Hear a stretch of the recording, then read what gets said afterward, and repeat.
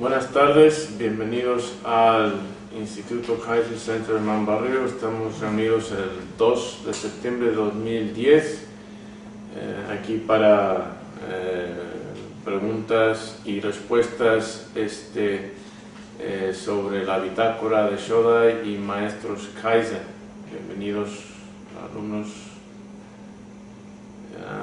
Antes de comenzar con vuestras respuestas, de hecho tengo una serie de respuestas de alumnos a distancia. Vamos a responder a estas primero. Aquí hay una pregunta. Dice: cuando alguien te cuenta algo, un suceso que tú no has vivido, pero el relato es tan bueno que se te pone la carne de gallina, o te entra angustia, o tienes cualquier otra sensación, ¿es eso imaginocepción? Ok. La imaginocepción es lo que está mediando, o sea, sirviendo de intermedio entre la narración y la sensación fisiológica que se crea. Okay. Porque conforme alguien te va contando o lees algo, o te va contando algo, okay, vas creando lo que yo llamo una narrativa fenomenológica. Es decir, en tu cabeza vas creando como una película, un cuento, y vas siguiendo eso. Entonces, ¿qué sucede? Lo que sucede es que en el cerebro las mismas partes, no sé si he mencionado esto recientemente, pero las mismas partes del cerebro que se usan para oír algo, por ejemplo, como percepción, se usa también para imaginocepción auditiva. Entonces, oír algo e imaginar ese mismo sonido, mismas partes del cerebro. Ver algo, cerrar los ojos, imaginarlo, también mismos circuitos, mismas áreas que se ocupan. Entonces, ¿qué sucede? Conforme algo, un cuento, una narración, un chiste, lo que fuese, se nos describe, y nosotros para entenderlo, para entender el mensaje tenemos que descifrarlo. ¿Cómo lo desciframos? Pues tenemos que crear una peliculita en nuestra cabeza, más o menos intensa, o sea, de intensidad o realística, pero tenemos que irlo siguiendo. Y conforme vamos creando esa película, esa narrativa fenomenológica, vamos activando las mismas partes del cerebro como si lo estuviéramos viendo en la actualidad. Y las áreas que son responsables por responder o causar respuestas fisiológicas o emocionales, tristeza, risa, ira, miedo, etc., no saben que esto es algo imaginado. Toma su información monitoreando la información que pasa en esos circuitos. Okay. Entonces es como una persona que está en el sótano de un edificio donde no puede oír, no tiene ventanas, no sabe nada del mundo exterior. Entonces la única posibilidad que tiene para saber qué está sucediendo es agarrando un teléfono. Ahí tenemos un experimento psicológico. Agarra el teléfono y pregunta, puede decir que ¿cómo está el clima? Y le dicen, está lloviendo, está nevando, o son 40 grados, o soleado, o nublado, y no tiene otra forma de saber qué está sucediendo. Que está lloviendo, nublado, soleado o no, pues no tiene más remedio que fiarse de esa información que recibe. Pues lo mismo sucede, por ejemplo, con la amígdala, y no me refiero a las amígdalas de la garganta, me refiero a la parte del sistema límbico que es responsable por nuestras emociones, en conjunto con otras, pero nuestras emociones más sofisticadas. Entonces, tiene unas conexiones en las cuales puede monitorear, ser afectado, por comunicarse con la información visual, pero no sabe de dónde viene esa información visual, no sabe si es algo que está sucediendo, no sabe si es una película, por eso las películas nos conmueven tanto, no sabe si es un cuento, o sea que lo hemos leído, lo hemos visto, no tiene acceso a esa información, no tiene ojos propios, tiene que monitorear que en una parte esas conexiones que le dan esa información y deriva la información de esas conexiones, pero esas conexiones están activadas igual por percepción, por imaginar algo, por verlo en televisión, que es una combinación de hecho de percepción e imaginación, alucinación. Por eso las personas, por ejemplo, sufren delirium tremens, cuando son alcohólicos y dejan de ingerir etanol y empiezan a alucinar que tienen bichos, arañas y cucarachas que se les suben encima. Pues para ellos eso está sucediendo. No tienen forma de saber que no. O sea, hay un área en en inglés se llama Singular Anterior Gyrus, este término en español es es una parte de la corteza interior entre los hemisferios frontal, que se ha identificado que se activa o no para indicarnos a nosotros, a la mente consciente subjetiva, que se trata de algo falso, ¿okay?, o algo real, a ese nivel, algo percibido, pero no siempre funciona de forma confiable. En el caso de una alucinación, indica que es real, por eso es una alucinación, ¿no? En el caso de un sueño, estamos soñando y nos despertamos de pronto con el corazón ahí, ¿okay?, latiendo, porque era real para nosotros. ¿Y dónde, en qué parte de ese, o sea, cómo se denota o cómo se detalla eso como real? Pues sí, es una parte del cerebro. Pero en cuanto a otras áreas, las que son responsables por nuestras emociones o reacciones fisiológicas, no necesariamente usan esa información, están simplemente monitoreando la información de la corteza auditiva, de la corteza visual, etc., otras áreas, y es igual que la persona que está en el sótano y agarra el teléfono y pregunta, no tiene forma de saber si es mentira o no. Por eso las películas nos conmueven, por eso en las fogatas, cuando uno va de camping, las personas cuentan cuentos estos de fantasmas y la gente se asusta, aunque sabe perfectamente que su compañero se lo ha inventado.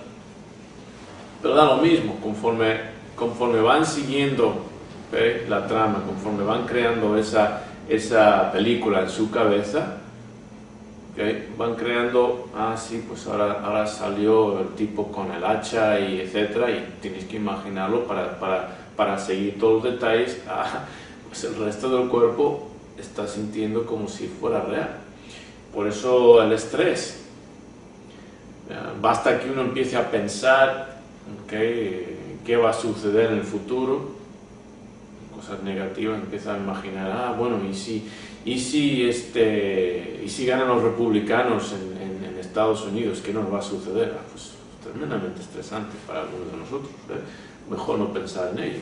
Pero, o sea, el mero hecho de pensar en ciertas cosas, ¿qué sucede? Al pensar en ellas, creas las imágenes en tu cabeza, imaginocepción, y entonces las áreas del cerebro que toman esa información no saben que eso es imaginado. Toman su información sin saber si es imaginado o percibido y reaccionan de acuerdo a la información que tienen. Eso es lo que sucede con la ansiedad, lo que sucede con la depresión.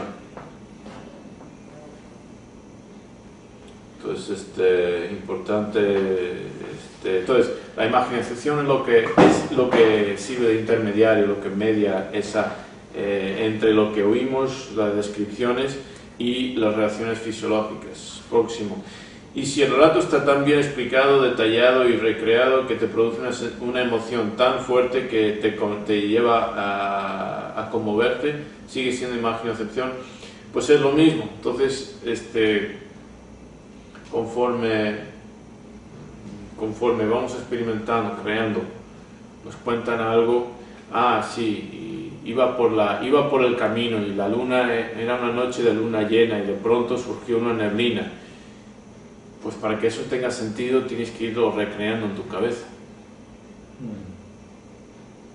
Entonces lo vas recreando en tu cabeza y partes de tu cuerpo, de tu cerebro, y por lo tanto mandan la señal al resto del cuerpo, no saben que esto es algo imaginario.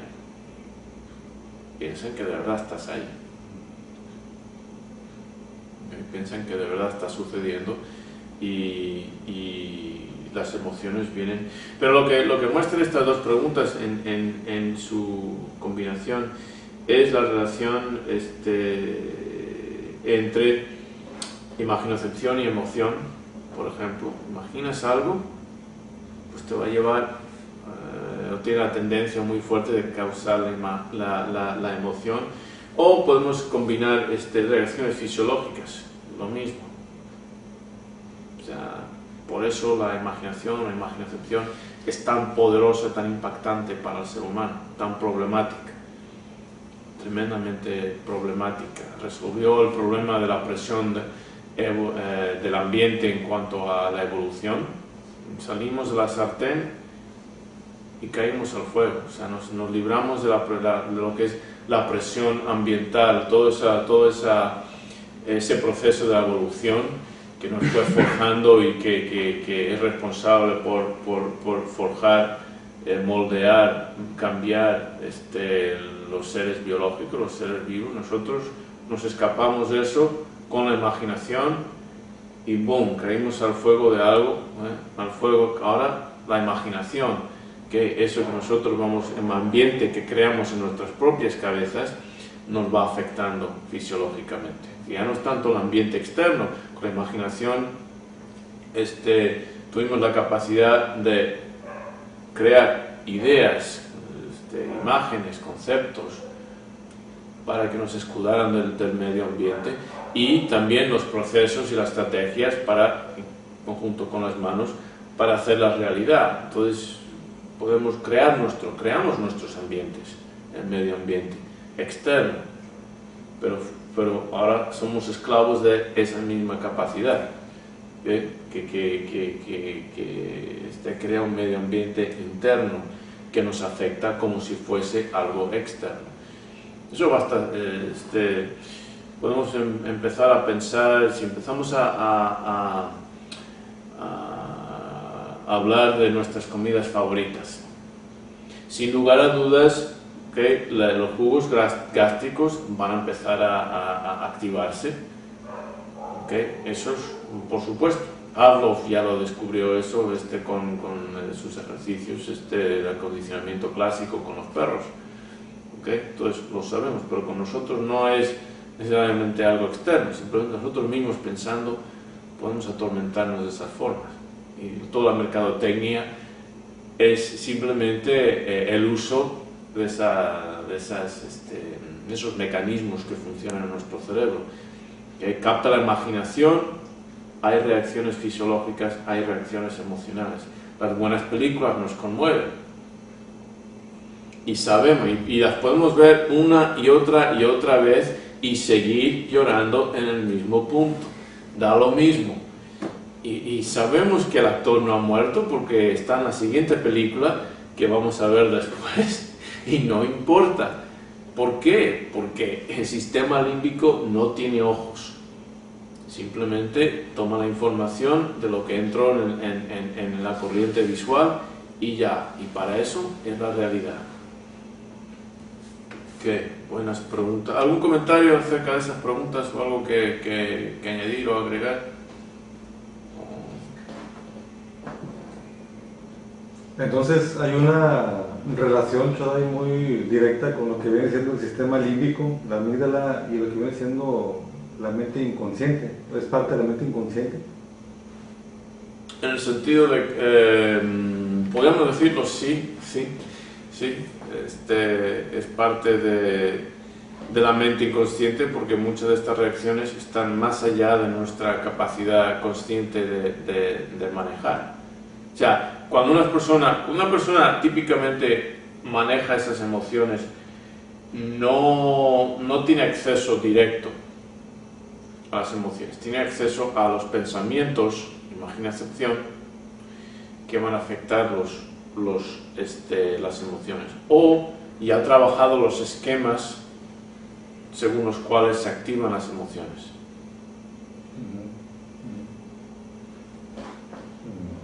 Y las emociones son tremendamente influyentes a nivel inconsciente, porque las memorias se graban de acuerdo a su contenido emocional. Cuanto mayor es el contenido emocional de un evento,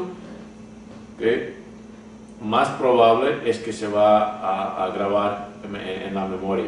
Y no solamente en un lugar, sino en diferentes lugares en el cerebro. Van a formar conexiones, asociaciones, de forma que numerosos otros factores activen esa memoria.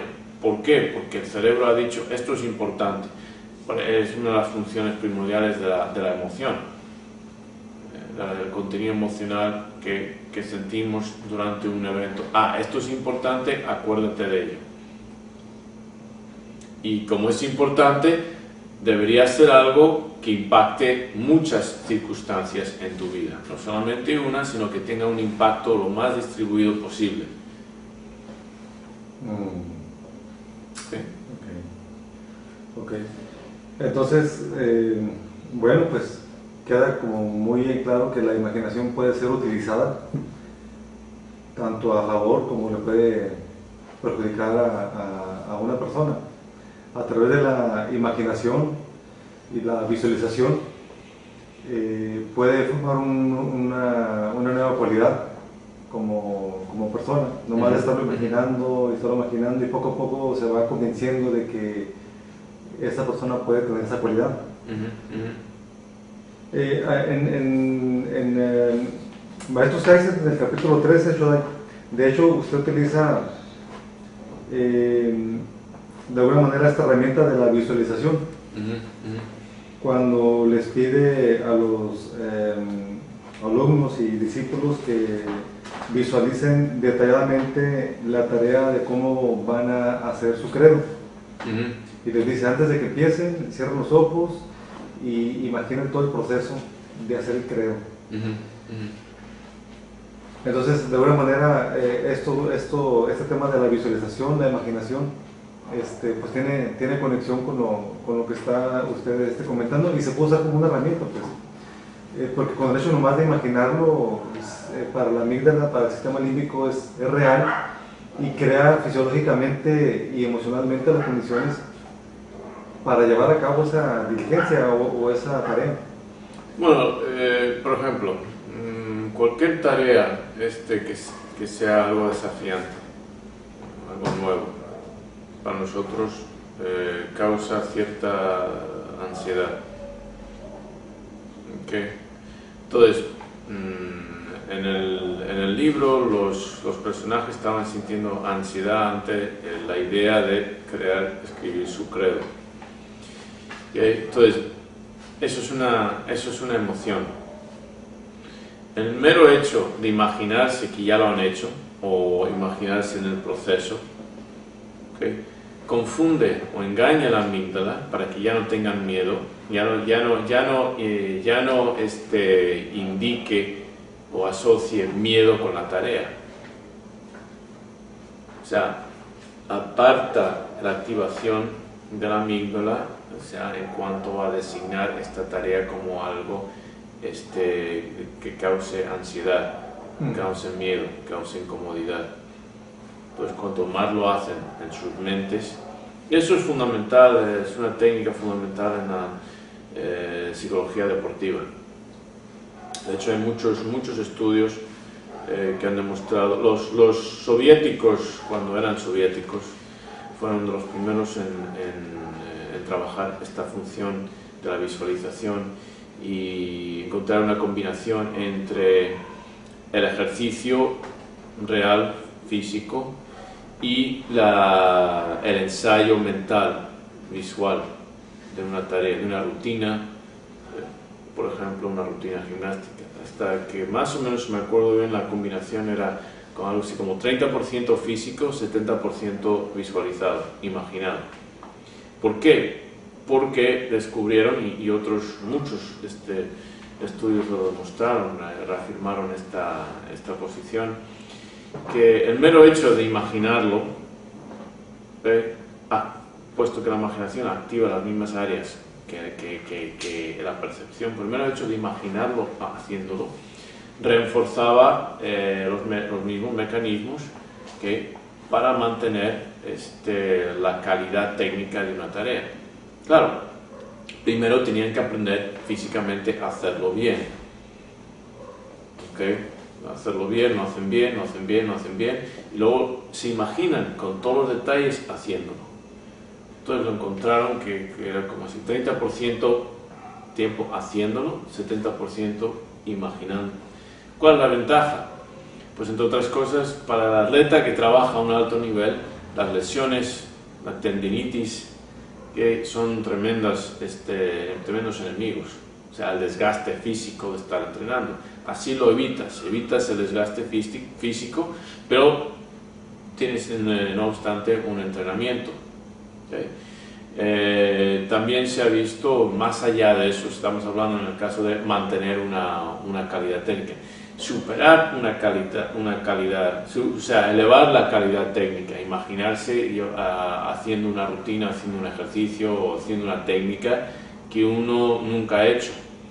Por ejemplo, en las artes marciales, vamos a suponer una patada que uno nunca ha hecho, no intentó, no lo puede hacer, pues ves una grabación de alguien que lo está haciendo, que lo ponen, por ejemplo, en la cámara lenta, lo detallas, o sea, lo sigues detalladamente, cierras los ojos, en tu misma cabeza lo vas haciendo despacio, hasta que en tu cabeza logras una reproducción idéntica a lo que estás viendo, y lo trabajas. Llega un momento que el cuerpo lo hace. ¿Por qué? Porque gran parte de la inhibición, lo que te impedía lograrlo, era psicológico. No era que no podías físicamente, sino que tu cabeza, una parte, había parte de tu mente decía, yo no puedo hacer eso, demasiado difícil, demasiado arriesgado, quién sabe. Y así es como para todo, para cualquier logro. El hecho de imaginárselo, que facilita tremendamente el lograrlo, el concretarlo, el realizarlo.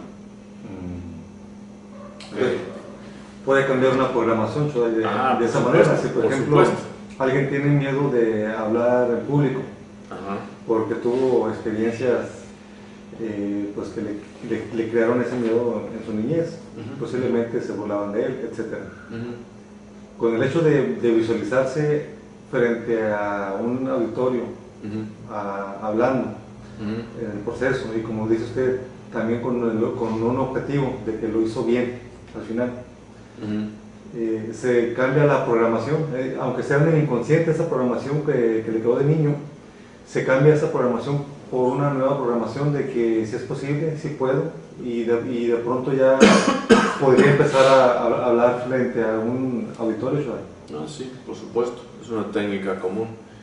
O sea, y lo que se sabe es, por ejemplo, cuando una persona está, yo he dado muchas lecturas en auditorios grandes, o sea, 500 personas, y puede suceder que alumnos empiezan a levantarse y se van.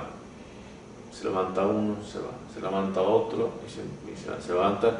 Entonces, en ese momento, si te dejas dominar por la idea de que el tema es aburrido, o no estoy en forma hoy, o quién sabe, o sea, estos pensamientos negativos, o sea, tú no sabes por qué se han levantado y se han ido.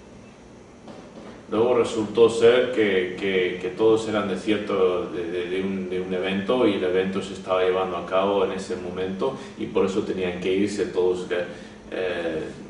Pero en ese momento pues tienes que manejarte mentalmente y no ponerte a especular e imaginar que ¿por qué se irán? Porque está siendo aburrido, y decir, no, pues están perdiendo, ellos están perdiendo una buena lectura, ya ellos, y enfocas en los que se quedan.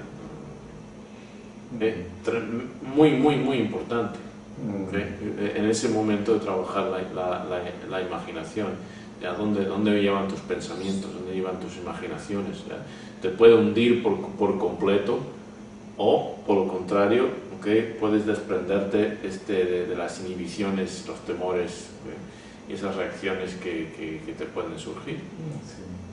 Sí. Y no solamente iba a quedar en la mente toda esa visualización, porque como usted anteriormente nos ha comentado, el solo hecho de imaginarlo va a ser un efecto fisiológico en el cuerpo. Y estoy recordando ahorita el caso que miramos en una ocasión del boxeador. Que todo su cuerpo se predispone al triunfo, o sea, empieza a ver o al fracaso internamente, o al fracaso. Sí. O sea, no es algo que nada más se queda en la mente como si puedo, sino que el mismo cuerpo se activan todos los puntos que se deben que activar para que lo logre, pues. O sea, me queda muy claro. Sí, ¿por qué? Porque vinculado a los pensamientos, o sea, el cerebro, la mente es simplemente una manifestación del cerebro. La idea de separar los dos causa problemas porque no tiene validez ese argumento de que están separados. Es mucho más fácil, nos simplifica mucho la vida si simplemente aceptamos ese axioma fundamental de las neurociencias. La mente es algo que surge de la actividad cerebral. El cerebro está conectado al cuerpo. Tal vez el sistema circulatorio, las hormonas, autonómico, etc. Basta que uno tenga hambre para darse cuenta que le afecta a la cabeza. Basta que uno tenga que ir al baño para darse cuenta, o sea, empieza a tomar agua y que te pongan ahí una aritmética simple, y que te llene la vejiga y tengas que ir al baño, y verás cómo te afecta tu rendimiento. O sea, es obvio, o sea, lo experimentamos a diario constantemente. Lamentablemente hay mucha confusión que ha surgido de posiciones fundamentalmente cuando las analizamos teológicas, pero no tienen ningún valor, no tienen ninguna validez. Lo que piensas tiene una ramificación biológica, porque surge de actividad biológica y no está aislado en la cabeza, se reproduce, se extiende por todo el cuerpo, para bien o para mal. Y eso es lo que se refería en esta primera pregunta. Por ejemplo, si sale carne de gallina, goosebumps, pues ¿qué es eso? Pues estamos imaginando la situación, está activado en nuestro cerebro como si fuera, el cuerpo reacciona igual que. Entonces, por eso, si una persona está dando una lectura y alguien se levanta y se va y empieza a imaginarse, se va porque soy aburrido, pues ya es igual que en el documental ese. Concretamente el documental estaban estudiando las reacciones fisiológicas ante la victoria inminente o la derrota inminente. Ante la victoria inminente, el cuerpo, hay cambios hormonales, etcétera, y el sistema nervioso periférico, todo, para aguantar dolor, para sobreponerse al cansancio, la fatiga, etcétera, para apretar. Ahora, si empezamos a pensar en la derrota, ¡pum!, la circulación, la sangre deja de circular tanto a las extremidades, todo va en decaída, todo el cuerpo va en decaída, sigue el pensamiento. Hay muchos casos, por ejemplo, boxeadores o combatientes que han sabido cómo manejar este tipo de situación, que han estado perdiendo pero estaban manejándose mentalmente, y el hecho que su contrincante se sobreconfiara, les da a ellos una oportunidad, un hueco, y puesto que ellos mismos se manejaron su mente y no dejaron que eso se decayera, estaban mentalmente y físicamente todavía listos para aprovechar esa oportunidad. ¡Boom! Y de pronto cambiaron todo. De lo que parecía una derrota, inminente, a de pronto una victoria. Y después a pensar, bueno, ¿por qué? Porque no dejaron que lo que parecía una derrota inminente, no dejaron que eso decayera, les afectara mentalmente hasta el punto de rendirse fisiológicamente.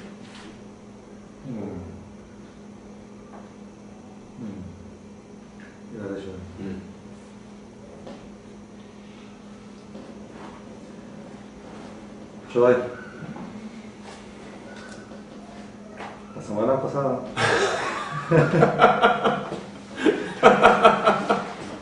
Oh no, ¿te acordaste?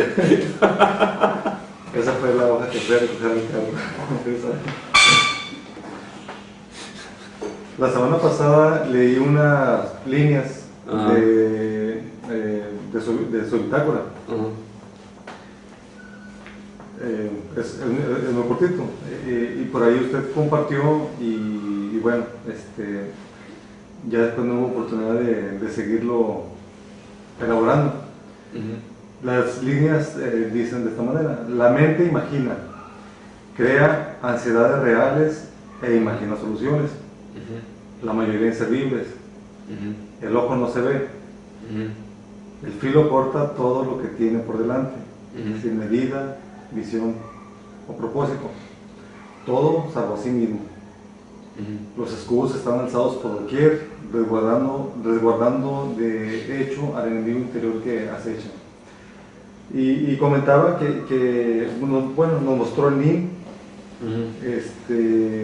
que representa la mente, el espíritu.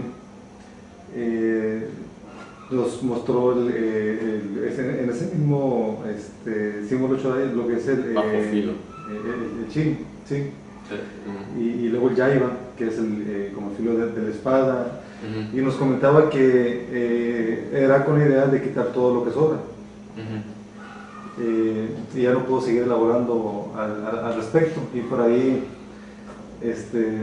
pues está una frase que me intriga mucho, que usted maneja, que es el filo que se corta.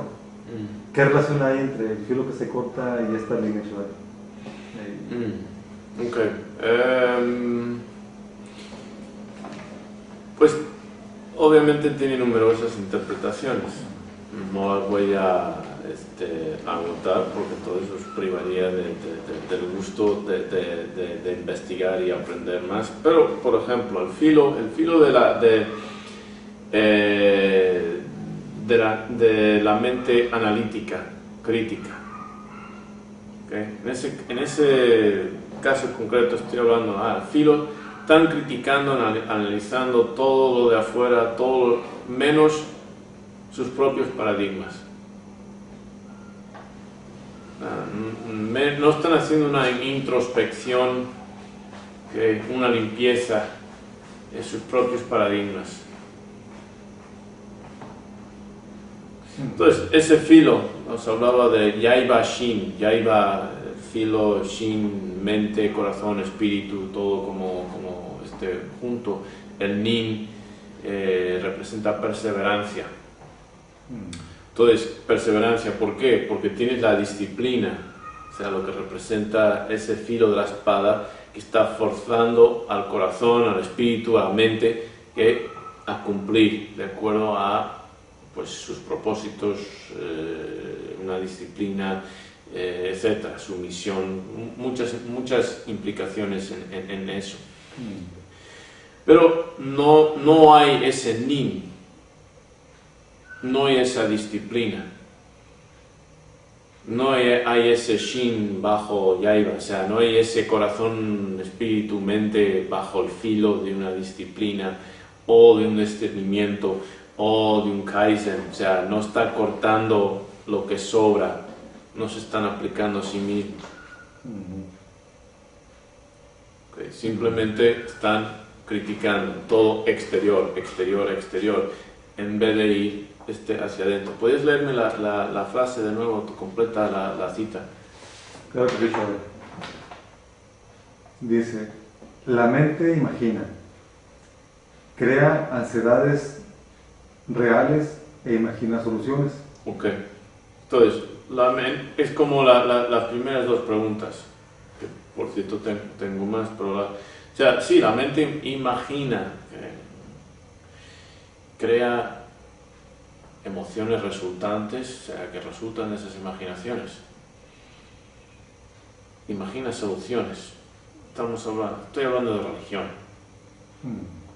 Que pagamos un costo muy caro como especie. Nuestra solución, como he mencionado, nuestra solución al problema de la evolución, esa adaptación, ese desarrollo de nuestro cerebro, y un momento fue muy caro. ¿Por qué? Sí, pues como herramienta incomparable, nuestra capacidad como especie, incomparable, nuestra capacidad de imaginar cosas y de crearlas. Eso es evidente. ¿Okay? Ahora, también esa misma capacidad también creaba ansiedades. Podemos imaginar, preguntarnos, ¿qué es lo que hay después de la vida? La muerte. La muerte mía, la muerte de otros, etc. Empezamos a tener reacciones emocionales, fisiológicas, como si de verdad estuviera ocurriendo. ¿Cómo lidiamos con eso? Imaginamos soluciones. Pues si hago A, B, C, X, Y, Z, voy a vivir para siempre. No hay problema. Pero luego llega otro y tiene su propia solución, y ya no es A, B, C o X, Y, Z, sino JKL. Y dices, bueno, ¿cómo es posible? Esto no concuerda. Pues claro que no concuerda, era imaginario. Es como Papá Noel, Santa Claus. Pues claro que no puedes. Empiezas a preguntarte, bueno, ¿cómo va todos los regalos para todo el mundo en un trineo? Pues es mágico el trineo. Pues si pudiera hacerlo por magia, entonces ¿por qué necesitaría ponerlos en un trineo? Simplemente, boom, y aparecerían instantáneamente en debajo. O sea, empiezas a aplicar también la imaginación, esa capacidad de imaginar a esas soluciones, y creas más problemas. ¿Por qué? No son factibles. No son factibles. Ok, continúa. Esa misma... Sí, la mayoría inservibles. El ojo no se ve. El filo corta todo lo que tiene por delante, sin medida, visión o propósito. Okay. El ojo no se ve. No hay un autoanálisis, no hay mindfulness, no hay una introspección, no hay un enfoque en qué somos. No hay esa pregunta, no se está llevando a cabo. Porque si se llevara a cabo esa pregunta, simplemente llegaríamos a decir, somos el hombre que sabe, que imagina en realidad. El cerebro es el órgano de la imaginación, el cerebro humano. Para bien y para mal. Entonces, hubiéramos aceptado que todas las limitaciones, las capacidades, las cualidades y también las limitaciones que los problemas, los autoengaños, nos autoengañamos. No nos estamos viendo a nosotros mismos. nos autoengañamos, creamos la ilusión y creemos que la ilusión, nosotros mismos, es como el que hace un ídolo y luego se cree que el ídolo es real. Nosotros mismos, como especie, creamos todos estos cuentos y luego nos asustamos a nosotros mismos. Es como el que está en una fogata contando un cuento de fantasmas y se asusta a sí mismo. Y se ha olvidado que tú te inventaste el cuento.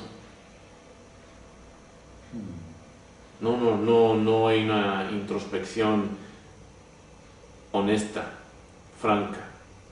Queremos creer en el engaño y eso nos causa más engaños, más autodecepciones, que pues si Santa Claus no es posible, ¿okay? Ahora tienes que inventar, es como el que cuenta una mentira y luego tiene que contar 3 para encubrir la primera, y luego cada una de esas tiene que crear otras 3 mentiras, etcétera, etcétera, etcétera. Y cuando se da cuenta tiene todo un tejido de mentiras, una telaraña de mentiras que él mismo se está creyendo. Eso somos nosotros como especie. El ojo no se ve. Siguiente, el filo. El filo corta todo lo que tiene por delante. Sí, somos muy buenos en cuanto a analizar esquemas, paradigmas de otros.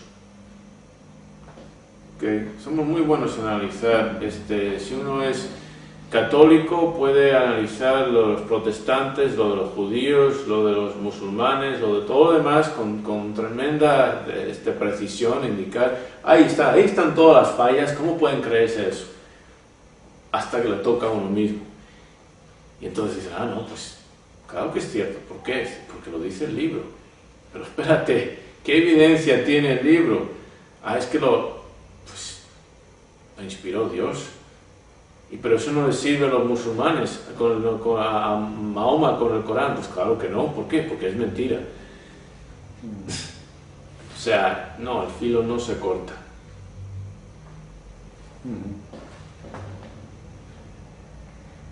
El filo corta todo lo que tiene por delante sin medida, visión o propósito. Todo salvo a sí mismo. Ok, ¿verdad? También el filo hay que entenderlo también para que no vayáis a pensar que esa es la interpretación. El filo como disciplina, lo que nos exige. No nos exigimos. No nos exigimos porque no hay una misión de vida. ¿Cómo puede haber misiones auténticas, reales, factibles de vida cuando estamos interpretando lo que es la vida basado en mentiras que nosotros mismos hemos creado? Voy a vivir mi año tratando de impresionar a Santa Claus. Es absurdo, ¿no? Pero de hecho, más o menos de eso se trata para muchas personas en el mundo. Ahora, para otras personas que lo ven desde fuera, dicen, eso es absurdo, ¿cómo pueden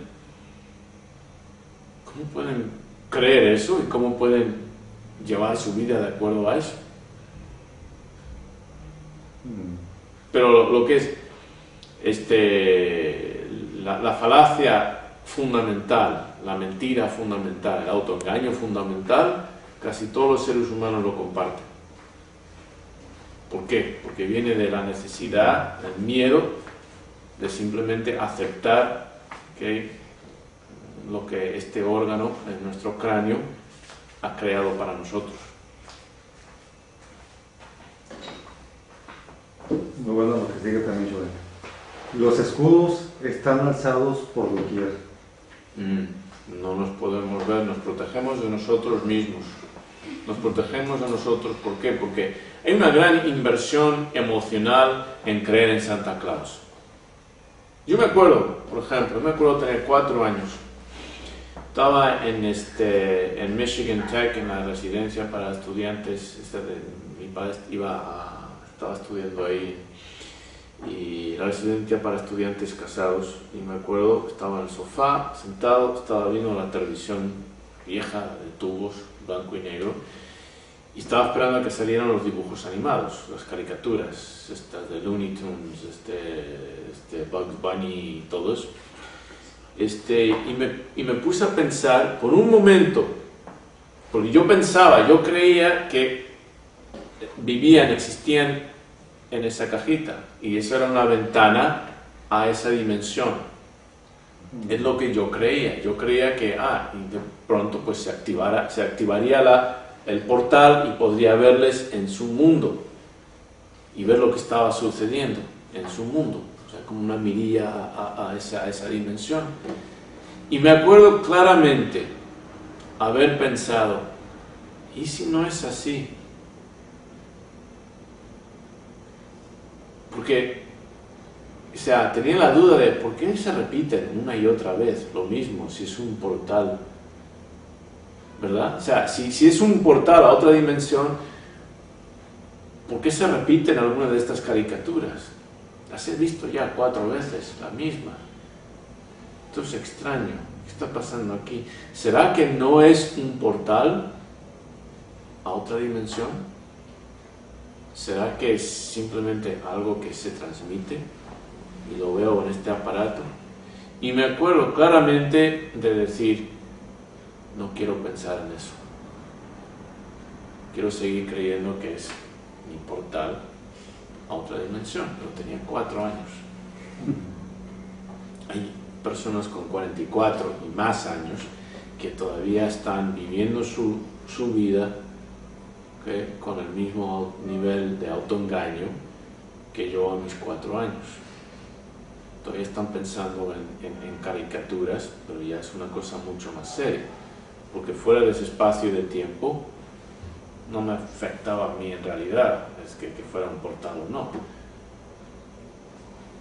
Pero ya a los 4 años yo me reía a los niños que pensaban que de verdad venía Santa Claus el 25, Estados Unidos el 25 de diciembre a dar regalos, y que Santa Claus siempre estaba vigilando para ver si tenía su libreta, para anotar si se comportaban bien o mal. Me parecía ridículo. Pero no quería pensar que Carlangas, Peanuts, Charlie Brown y eso, y etcétera, y Looney Tunes, Bugs Bunny y eso, no quería pensar que eso no quería pensar en eso, porque pensé que triste sería mi realidad si fuera así. Y ante esa oleada de tristeza que me empezó a llegar, dije, no quiero pensar en eso. Me pregunto en este punto, entonces, ¿qué si aceptas esto como su realidad, como su portal, y no quieres creer que no es la verdad? Uh-huh. ¿Qué es pasando? ¿Es su cerebro diciendo que para el bien de su cuerpo, de su mente, de su equilibrio? ¿Qué estás pasando? ¿Por qué? ¿Es porque tú eres en un punto en su desarrollo, porque tuvo solo 4 años, que es mejor a aceptar esta conclusión o decisión, si quieres que este es el mejor en este momento de su vida para su desarrollo, o qué? ¿Qué está pasando? Lo que sucede es que empecé a sentir tanta tristeza ante la idea de que no es un portal, que mi cerebro rápidamente reorganizó mis pensamientos. No, ni pienses en eso, está bien. Pero el tristeza La tristeza es solo momentario, ¿verdad?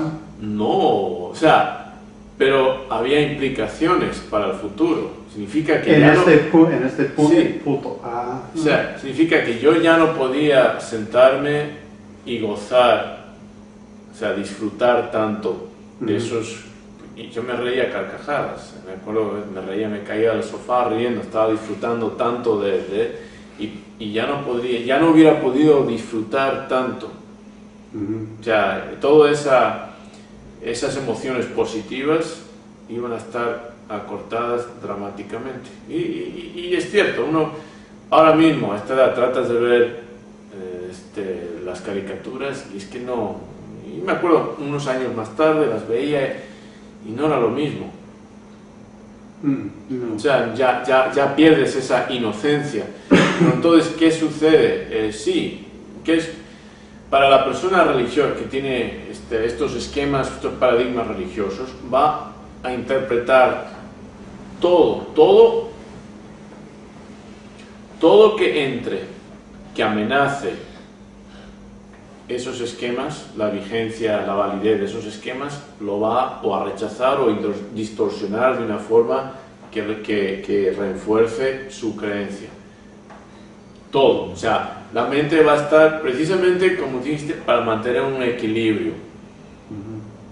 Para mantener un equilibrio, para evitar un choque emocional. Porque pensar, Santa Claus no existe, ya no hay nadie vigilándome siempre para premiarme si me comporto bien, entonces ¿qué más da? O sea, es algo, cuanto más grande sea el impacto de esa creencia, más el ser humano va a querer evitar cualquier tipo de información, cualquier tipo de racionamiento, de argumento que contradiga, para su protección, para mental.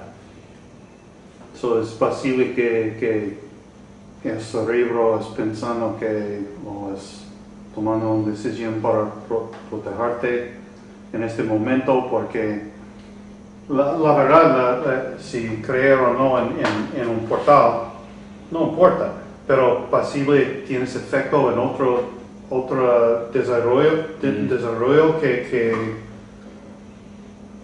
por ejemplo, en las matemáticas o algo. Las matemáticas, no sé qué es la conexión, pero posible es por eso.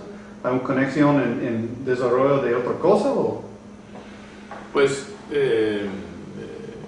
ahí es donde entra toda la mente inconsciente, que hace cálculos, se da cuenta de cosas que la mente consciente no puede concebir.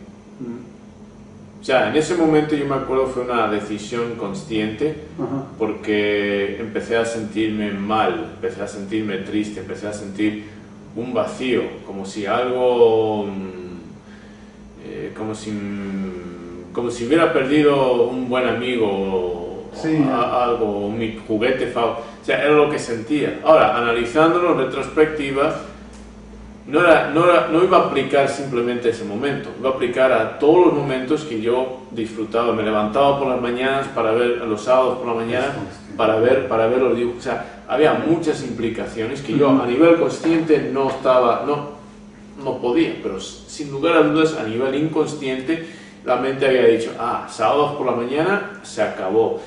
No me acuerdo qué días había los Carlangas, Peanuts, Charlie Brown y qué otros días, o sea, diferentes noches había diferentes cosas y cuando el Grinch o no.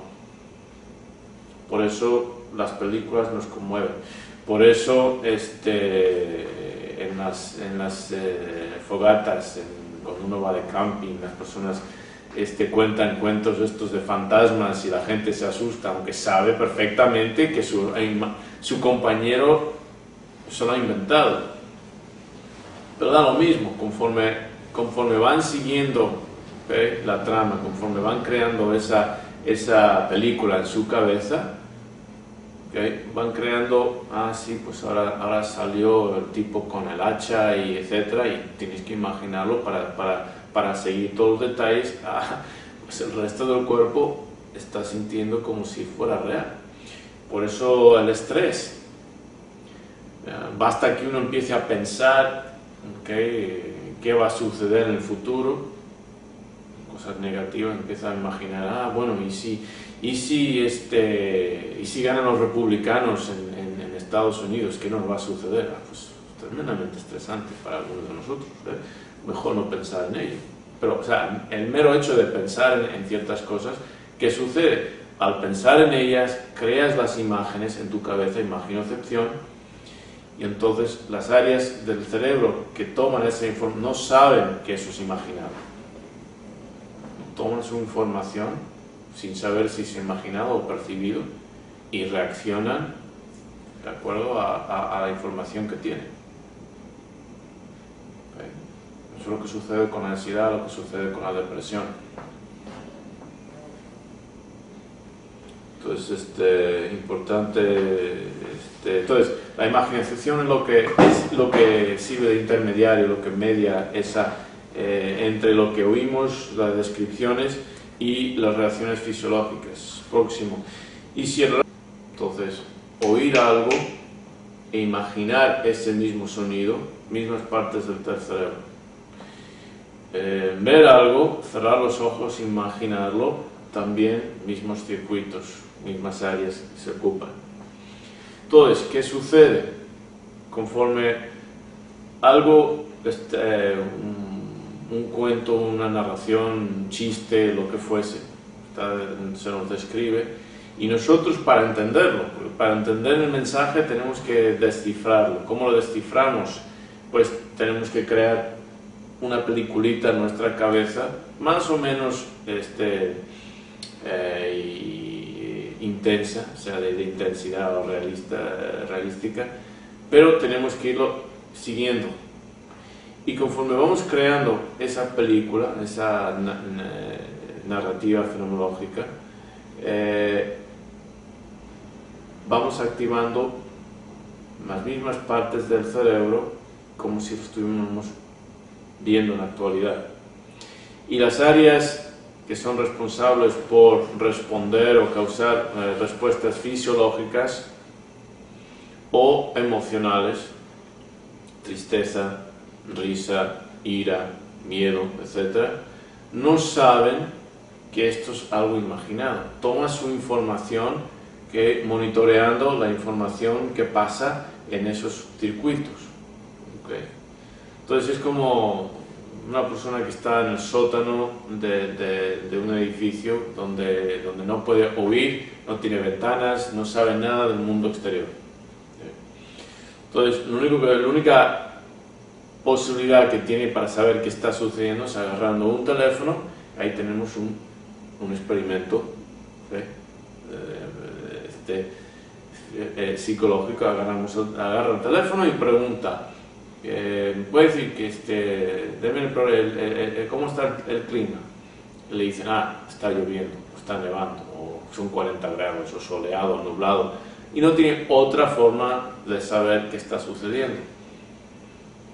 Que está lloviendo, nublado, soleado o no, pues no tiene más remedio que fiarse de esa información que recibe. Pues lo mismo sucede, por ejemplo, con la amígdala, y no me refiero a las amígdalas de la garganta, me refiero a la parte del sistema límbico que es responsable por nuestras emociones, en conjunto con otras, por nuestras emociones más sofisticadas. Entonces, tiene unas conexiones en las cuales puede monitorear, ser afectado por comunicarse con la información visual, pero no sabe de dónde viene esa información visual, no sabe si es algo que está sucediendo, no sabe si es una película, por eso las películas nos conmueven tanto, no sabe si es un cuento, o sea que lo hemos leído, lo hemos visto, no tiene acceso a esa información, no tiene ojos propios. Tiene que monitorear que una parte esas conexiones que le dan esa información y deriva la información de esas conexiones. Pero esas conexiones están activadas igual por percepción, por imaginar algo, por verlo en televisión, que es una combinación de percepción e imaginación, alucinación Por eso las personas, por ejemplo, sufren delirium tremens, lo que cuando son alcohólicos y dejan de ingerir etanol y empiezan a alucinar que tienen bichos, arañas y cucarachas que se les suben encima. Pues para ellos eso está sucediendo. No tienen forma de saber que no. O sea, hay una área en en inglés se llama Singular Anterior Gyrus, término en español, es es una parte de la corteza interior entre los hemisferios frontal, que se ha identificado que se activa o no para indicarnos a nosotros, a la mente consciente subjetiva, que se trata de algo falso, ¿okay?, o algo real, a ese nivel, algo percibido, pero no siempre funciona de forma confiable. En el caso de una alucinación, indica que es real, por eso es una alucinación, ¿no? En el caso de un sueño, estamos soñando y nos despertamos de pronto con el corazón ahí, ¿okay?, latiendo, porque era real para nosotros. ¿Y dónde, en qué parte de ese, o sea, cómo se denota o cómo se detalla eso como real? Pues sí, es una parte del cerebro. Pero en cuanto a otras áreas, las que son responsables por nuestras emociones o reacciones fisiológicas, no necesariamente usan esa información. Están simplemente monitoreando la información de la corteza auditiva, de la corteza visual, etc., otras áreas, y es igual que la persona que está en el sótano y agarra el teléfono y pregunta, no tiene forma de saber si es mentira. Buenas tardes, bienvenidos al Instituto Kaiser Center de Mambarrio. Estamos reunidos el 2 de septiembre de 2010, aquí para preguntas y respuestas sobre la bitácora de Shodai y maestros Kaizen. Bienvenidos, alumnos. Antes de comenzar con vuestras respuestas, de hecho tengo una serie de respuestas de alumnos a distancia. Vamos a responder a estas primero. Aquí hay una pregunta, dice: cuando alguien te cuenta algo, un suceso que tú no has vivido, pero el relato es tan bueno que se te pone la carne de gallina, o te entra angustia, o tienes cualquier otra sensación, ¿es eso imaginocepción? Ok.